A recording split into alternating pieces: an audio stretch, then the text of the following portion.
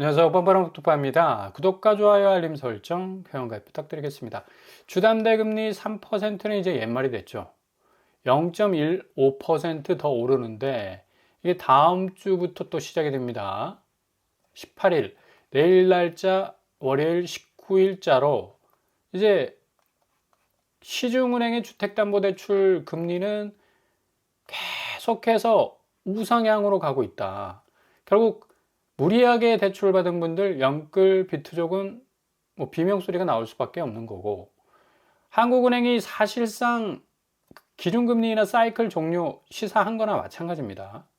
이렇게 되자마자 중앙은행에서 강한 동결 의지 내지는 인상까지도 가능한 분명한 어떤 모멘텀이 존재할 수 있다라는 분위기 확산되면서 시장금리 뛰고 대출금리마저 지금 들썩이고 있는 건데, 제일 중요한 건 지금 아파트 시장에서 아파트 값이 계속적으로 오르고 있다라는 시그널을 변함없이 보내고 있다는 얘기예요. 그러니까 시장에서 가장 중요한 것은 그 기저에 흐르는 심리, 그 메인스트림이 어떻게 바뀌느냐가 중요한 건데, 지금 상황에서는 계속해서 부동산, 특별히 서울 강남 마용성 아파트는 끊임없이 오른다라는 이 팩트와는 조금 거리가 있는 거예요. 급매 상황에서는 집주인들이 스스로 가격을 털어내고 자기 가격 단가, 자기 집 가격 단가를 좀 낮춰서 내고 단계에서 집을 넘기는 경우가 허다한데, 호가 단계에서는 이거 한 채의 양보도 없단 말이죠. 오히려 호가를 더 밀어 올리려는 그런 어떤 상황이 전개가 되다 보니까 영끌족들이 지금 굉장히 지금 벼랑 끝에 몰려 있다. 왜 이렇게 호가세가 꺾이지 않느냐. 무주택자 입장에서는 굉장히 좀 의아해하는 어떤 생각들이 들 수도 있겠지만, 제가 좀 전에 말씀드렸죠. 지금 벼랑 끝에 있다고. 그러니까 결국에 가서는 금리가 계속적으로 뛰기 때문에 이 양반들은 어떻게 해서든 그 고금리 커버링을 위해서는 호가세를 포기할 수 없는 부분. 그러니까 최후의 보루라고 말씀을 드릴 수가 있어요. 그러니까 이게 결국에 가서는 이 레버리지 자체가 큰 바이를 들어 올리기 위해서 안간힘을 쓰고 있는데, 레버리지 막대기 자체에 균열이 생기고 있다는 얘기입니다. 그 이유는 금리가 굉장히 변동성의 어떤 요소로 자리 잡고 있어서 결국에 가서는 힘과 모든 뭐 젖먹던 힘을 다해서 버티기 호가세로 나오고 있지만, 이거 뚝 부러집니다. 이거 결국에 가서는 영끌적 이자 부담이 눈덩이처럼 불어날 전망이고, 2026년 제가 단언하건대 한국은행에서 기준금리 인하하기에는 굉장히 어려울 겁니다. 거의 동결 수준. 아니면 이게 지금 환율 변동성과 집값 부분이, 그러니까 환율 변동성은 시장에서 지표로 바로바로 이 유동성의 어떤 인풋 아웃풋을 통해서 나타나고 있지 않습니까? 근데 부동산 시장에서의 집값 문제는 호가로 버티고 있다. 그러니까 기대 심리가 떠받쳐주는 호가, 그러니까 보이지 않는 팩트로 기반한 어떤 가치 시장이기 때문에 이건 가상화폐 시장보다 더 무서워요. 가상화폐도 역시 기대 심리 때문에 올라갔다 내려갔다 올라갔다 내려갔다 하지만 그 지표는 분명히 보인다. 왜? 유동성의 힘에 이 강약 조절 때문에 그 지표 자체가 눈에 뚜렷하게 들어오고 있지 않습니까? 근데 부동산 시장은 베일이 딱 가려져 있습니다. 그러니까 기존에 이 기대 심리가 떠받치고 있는 호가세가 계속해서 가짜 장세를 지금 만들어내고 있다는 얘기지. 결국에 가서는 이게 좀 전에 말씀드린 대로 레버리지는 완전히 그냥 박살날 가능성이 높아요. 이제 한국은행의 동결 기조 내지는 인상 기조는 4대 은행 뭐 이제 물 만났죠. 계속해서 높일 겁니다. 0.3까지 지금 접근해 가고 있습니다. 이거 1, 2주 상간만 해도 지금 뭐 5.8 이런 얘기를 하다가 지금 6.29까지 올라왔어요. 이렇게 되면 하단 상단 할 것 없이 그냥 뭐 몰아치는 금리 엄청난 쓰나미 폭풍 현상이 일어날 가능성이 높고, 심지어 시티은행에서 분석 자료를 내놓기를 하느니 올해 4월에 금통위에서 금리 인하 옵션 포기할 것이다. 이런 극단적인 어떤 전망까지 나올 수밖에 없는 게, 지금 환율이 안 잡히고 있다는 얘기죠. 예. 이게 이제 뭐 구두 개입을 통해서나 아니면 인위적인 어떤 환율 수위를 좀 낮추기 위한 여러 가지 방법을 썼지만, 지금 1480원을 향해서 계속해서 지금 진격하는 거인입니다. 그리고 집값 자체도 이거 보이지 않게 계속해서 호가세가 집값 고점을 포기하지 않으려는 그런 어떤 상황이 전개가 되고 있기 때문에 이제 결국은 하나는 뭐 백기 들 수밖에 없는 거고, 금리 인하 이 옵션 포기해버리면 시장에서는 거의 이제 금리가 1, 2% 금리 시대는 이제 역사의 뒤안길로 사라졌고요. 이건 이제 더 이상 기대하면 안 됩니다. 3, 4%라도 좀 준수했는데 이거 이제 건너뛰어 버렸어요. 그러니까 허들을 넘어섰다는 얘기고 지금 5, 6%가 이제 실질적인 노멀한 금리가 되고 있는데 이게 7, 8%까지 올라갈 수 있는 상황까지 전개가 될 수 있다. 그래서 차주들 같은 경우는 지금 영끌에서 기존에 뭐 서울 진입을 하신 분들 같은 경우는 상당히 고민을 좀 많이 해보셔야 됩니다. 이제 금리 부분이 집값 추이의 우상향 궤적을 계속해서 아래로 끌어내릴 가능성이 높고, 그리고 지금 아직 진입하지 않으신 분들 역시도 무리하게 진입했다가는 고점에 꽉 물릴 수 있다. 그런 어떤 위기의식을 좀 가지셔야 된다. 실질적으로 한국은행이 이번에 기준금리의 추가 인하 여부 시기를 결정해 나갈 것이다라는 문구를 싹 빼버렸습니다. 아예 언급조차 안 했어요. 성장보다는 일단 환율 안정에 포커스를 맞추겠다라고 이렇게 워딩을 던졌는데, 이것 자체가 굉장히 2026년 한 해 가시밭길과 같은 그런 어떤 금리 상황이 전개가 될 가능성이 높다라고 전망을 해볼 수가 있겠고요. 뭐 당연히 3%대 은행 주담대 금리는 없어졌습니다. 이거 불과 뭐 한두 달 전에 있었어요. 근데 이번 주에 이제 더 오르게 되죠. 내일부터 19일부터 월요일부터 또 으악하는 뜨악하는 비명소리들이 뭐 여기저기에서 들릴 만큼 엄청난 금리 압박의 소용돌이 속으로 들어갈 가능성 높다. 그래서 금통위 인하 가능성 삭제 때문에 시장 금리 뭐 급등할 수밖에 없는 거고, 이렇게 시중은행, KB국민, 신한, 하나, 우리은행의 16일 기준 주택담보대출 혼합형 고정금리가 6.3까지 이르렀다는 거는 다음 주에 또 오른다고 하지 않습니까? 이렇게 되면 이제 6.5까지 충분히 갈 가능성이 높다. 2년 만에 처음 이제 6%대를 넘어섰다고 하는데, 요거 그냥 단기간 안에 그냥 이 금리 허들을 뭐 훌쩍훌쩍 넘어갈 가능성 높고요. 주택담보대출 변동금리 확실히 12월과 1월 분명한 차이를 보여주고 있고, 혼합형 금리 역시도 6.2에서 6.3까지 올라가고 있죠. 297은 뭐 이제 3으로 떨어내야지, 그죠? 코픽스 역시도 올라가고 있고, 은행채 5년물도 올라가고 있고, 은행채 1년물도 올라가고, 요건 조금 내려왔네. 1년물은 별 의미가 없습니다. 5년물이 이 주담대 금리에 지대한 영향을 미치고 있기 때문에. 이제 이런 상황이 이제 계속해서 전개가 되고 있기 때문에 이제 은행채 이 금리 자체가 계속적으로 주담대 금리를 떠받치는 상승 모드로 갈 수밖에 없는 그런 어떤 재료를 제공을 하고 있다는 얘기죠. 그리고 가장 큰 변수는 지금 환율입니다. 초반에 말씀드렸듯이 지금 1475원을 찍고 있다.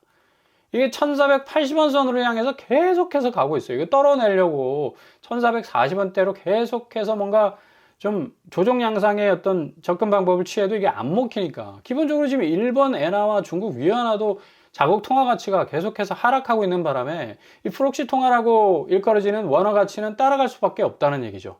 그러니까 엔화와 위안화가 조금 강세를 보인다면 달러 가치가 뭐 상대적으로 올라가도 그걸 좀 끌어낼 수 있는 힘이 있는데, 이거 계속 엔화와 위안화도 뒤로 자빠지고 있으니까 이거 원화 가치 자체가 굉장히 지금 이 혼돈스러운 어떤 양상으로 가고 있다. 자, 이렇게 되다 보니까 외국인들은 역대급 채권을 매도하고 있으면 던져버리고 있죠. 자, 환율 때문에 수익률 자체에 문제가 생길 수가 있다. 결국 외국인들이 가장 이 돈 냄새를 잘 맡고, 그리고 돈이 어떤 방향으로 가는지를 확실하게 추적하는 뭐 추적자, 자금의 어떤 추적자라고 할 수가 있지 않습니까? 근데 이 양반들이 환율 자체가 이제 뭐 굉장히 심각하게 돌아가면서 매도 자체를 채권을 좀 던지고 있는데, 한국 채권 자체가 어찌 보면 이 대한민국의 이 국채를 찍어내면서 여러 가지 가용할 수 있는 비용들을 좀 끌어들일 수 있는 창구가 될 수 있는데, 오히려 외국인들이 던지고 나가버리면 이거 환율이 계속 오를 수밖에 없어요. 그죠?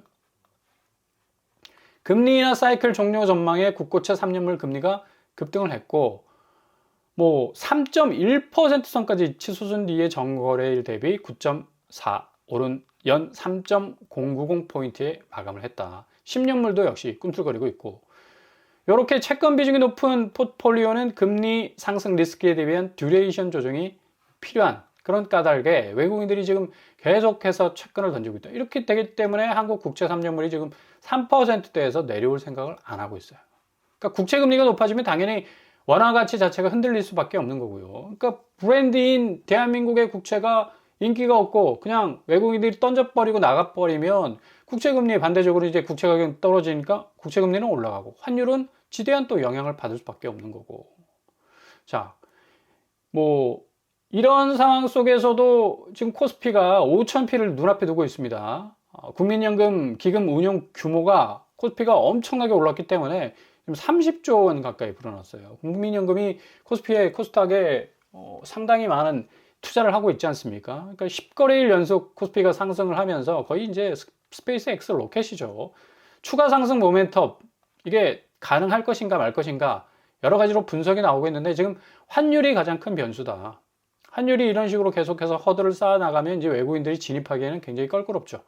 환차손이 발생하기 때문에 한국의 뭐 많은 종목들로 진입하면 할수록 상당 부분 마이너스 요소들이 커져갈 수밖에 없다. 지금 코스피가 0.90포인트, 지금 3개월 지수로 보더라도 이건 거의 용오름 상태죠. 거의 과열 양상을 띠고 있을 만큼 엄청나게 지금 올라가고 지금 5,000피를 찍고 6,000피로 갈 것인가 상승 모멘텀을 지금 생각을 하고 있는데 외국인들이 확실히 좀 들어와 주고는 있습니다. 근데 중요한 건 이제 환율이죠. 환율이 이런 식으로 다음 주에 1,480원까지 찍게 된다면 코스피 시장은 상당 부분 덜커덕 걸릴 수밖에 없다. 그러니까 상승 모멘텀을 그대로 내주고 외국인들은 또 마이너스로 돌아서면서 싹 빠져나갈 가능성이 높습니다. 이거 반대적으로 월요일부터 진행이 될 가능성 높습니다. 외국인 팔아버리고 개인은 또 이 떨어진 걸 받아주고 이런 양상으로 갈 가능성 높겠고 뭐 국민연금이야 어차피 세력들에 의한 여러 가지 이 자금 이 현황들을 잘 살펴보면서 밸런스를 유지하려고 노력을 하겠죠. 근데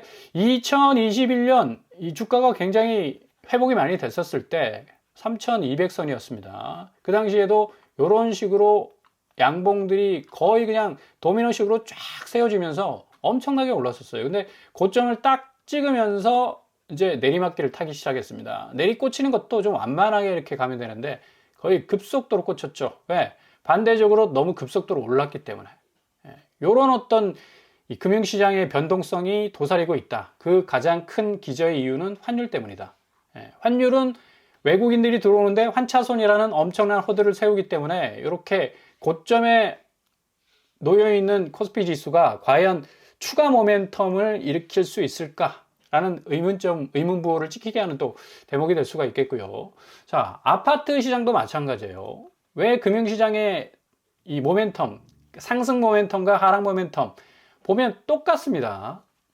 아파트 매매가 역시도 2021년에 같이 올랐었어요. 같이 올라가다가 이제 뚝 떨어지니까 코스피 시장이 완전히 2022년에는 이제 박살이 났었죠. 1차 폭락이라고 일컬을 만큼 엄청난 하락세를 불러왔습니다. 근데 이게 단순히 주가 시장의 어떤 영향 때문에 일어나는 게 아니라 결국 금리 인상, 미국의 기준금리 인상이 뭐 급격하게 되면서 이제 코스피도 영향을 받았던 건데 이 당시에 기준금리 인상이 없었으면 그대로 이제 뭐 그 상승 모멘텀을 이어갈 수 있었을 건데 그러니까 금리가 문제라는 얘기예요. 금리가 문제고 환율이 문제라는 얘기입니다. 그러니까 유동성의 흐름을 어느 정도 제어하고 브레이크를 잡고 뭔가 제한하는 어떤 요소들이 생기면 금융시장과 자산시장은 꼼짝없이 이렇게 당할 수밖에 없다. 지금 뭐 신현대가 128억 찍을 정도로 아파트 한 채에 100억이 넘는 시대가 지금 열렸는데 요게 지금 금융시장의 이 하락 구조와 아파트 시장의 하락 구조와 딱 맞물려서 지금 최고점이라는 얘기예요.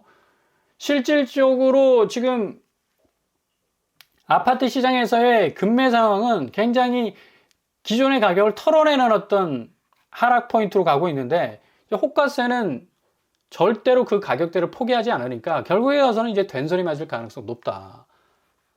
뭐 좁아도 강남이다. 뭐 17평 아파트가 19억에 팔렸다. 분양 떴다면 뭐 지역 최고가 등등 해가지고 엄청난 지금 이 부동산 상승 모멘텀을 계속해서 시그널로 보내고 있습니다. 실질적으로는 거래량이 70%, 90%까지 박살이 난 상황이고 지금 보십시오. 아파트 평균 거래 금액 얼마나 빠지나. 거래량이 지금 서울 지역에서 뭐 700건밖에 800건밖에 안 나오니까 이거 1월달 거래입니다. 인구 1,000만이 살고 있는 서울 아파트 거래량이 이렇게 떨어지는데 어떻게 거래가가 반대적으로 오를 수가 있겠습니까? 이건 자본시장을 거스르는 일이죠. 그죠? 지금 코스피 시장도 마찬가지다는 얘기죠. 지금 800선을 지금 찍고 있는데 요게 환율이 어느 정도 안정되면서 추가 모멘텀으로 다시 딱 딛고 올라갈 가능성도 있지만 오히려 더 큰 조정을 받을 가능성도 있기 때문에 조심하셔라 말씀을 드립니다.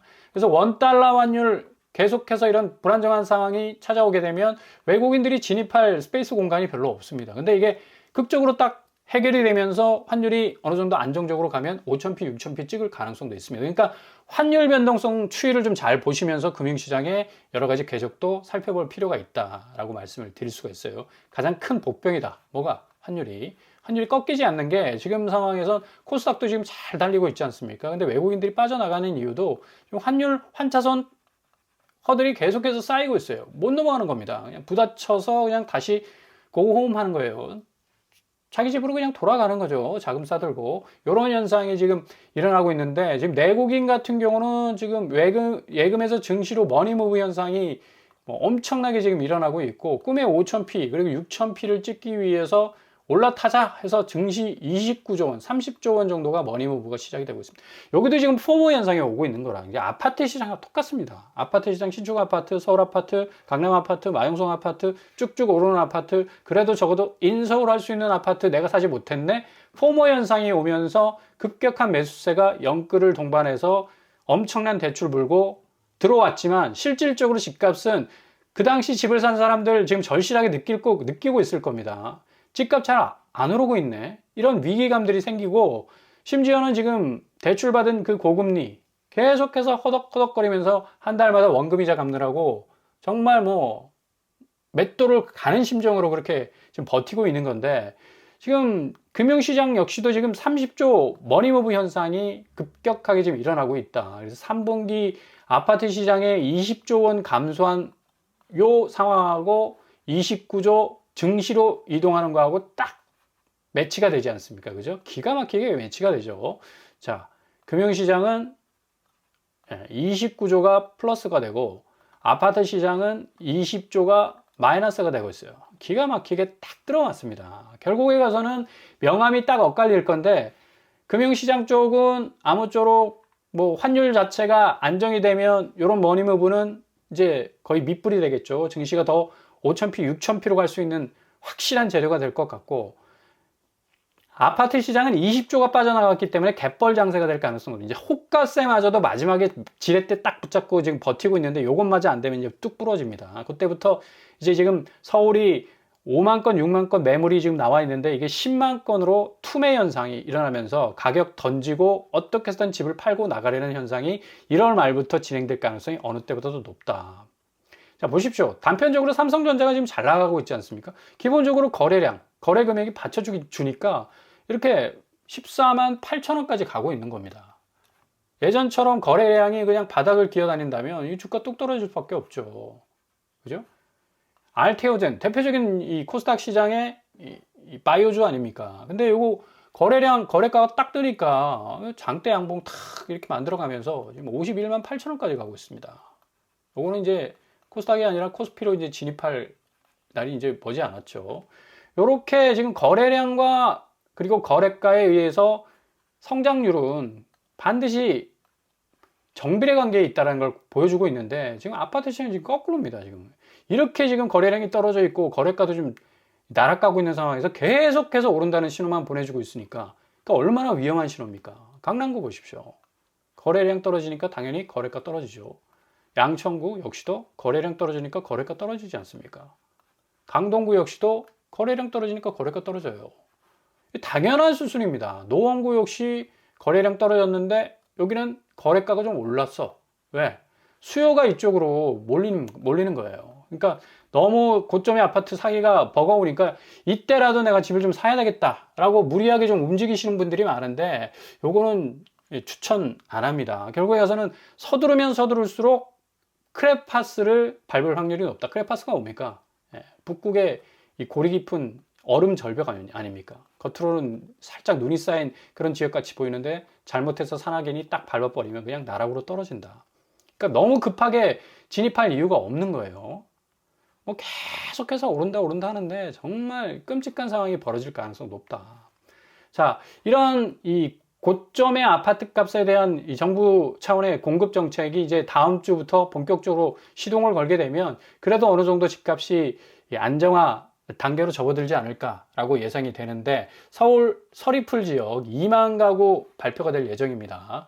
확실하게 여기 뭐 문제가 많고 뭐 여러 가지 뭐 지역 주민들 반대가 있다고 하는데, 그린벨트만 풀어버리면 그냥 아무런 상관이 없습니다. 자, 1지구 청계산 입구역, 2지구 해서 2만 가구, 아마 뭐 5천 가구, 5천 가구, 뭐 1만 가구 이런 식으로 1차, 2차, 3차로 풀 가능성이 높아요. 여긴 일단 이익공유제, 그리고 장기전세, 또 지분적립 등등 해서 다양한 시스템이 아마 실험적으로 병행이 될 가능성이 높아서 뭐 3억 정도면 충분히 진입할 수 있는 강남권임에도 불구하고 이런 아파트 나와주면 당연히 강남권 아파트 당연히 뭐 집값이 잡히는 거 아니겠습니까? 주변 뭐 20억 하고 있죠. 3억대 서리풀 지구에 아파트가 딱 등장했다 그러면 그냥 시장의 충격이죠. 이런 어떤 공급책, 획기적인 어떤 공급책이 어느 때보다도 절실한데 다음 주 주중에 발표될 그런 가능성 높아 보입니다. 잘 살펴보시면서 한 발 한 발 접근해 가실 수 있기를 바랍니다.